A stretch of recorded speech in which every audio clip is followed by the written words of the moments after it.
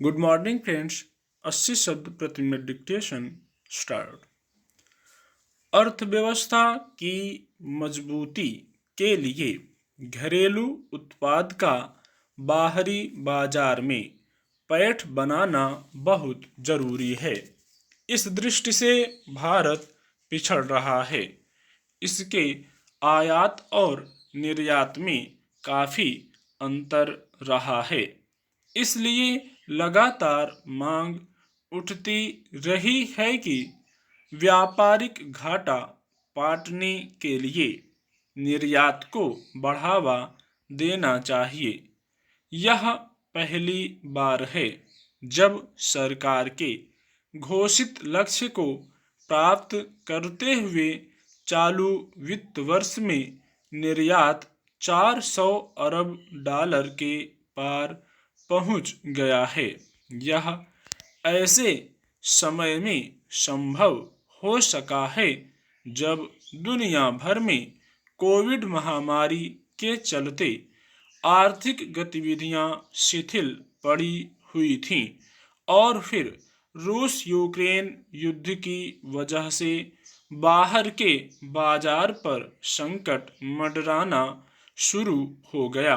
निस्संदेह इस उपलब्धि से सरकार का मनोबल बढ़ा और अर्थव्यवस्था को जल्दी पटरी पर लाने के संकल्प को मजबूती मिली है।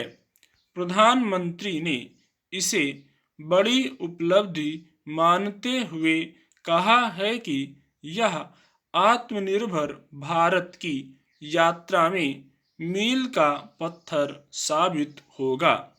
स्वाभाविक ही निर्यात बढ़ने से एमएसएमई यानी सूक्ष्म, छोटे और मझोले उद्योगों को प्रोत्साहन मिलेगा।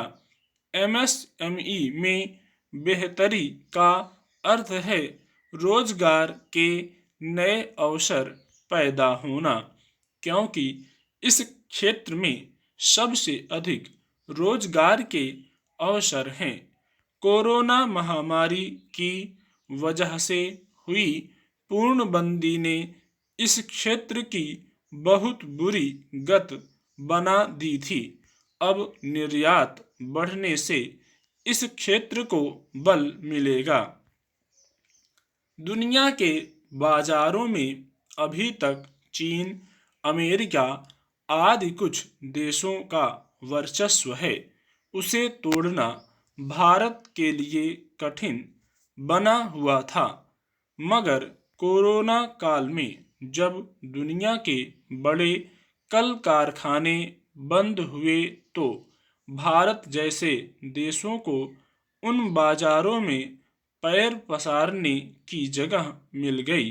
भारत के जिन क्षेत्रों में निर्यात की दर बढ़ी है वे पेट्रोलियम उत्पाद, रसायन, रत्न, आभूषण और इंजीनियरिंग हैं।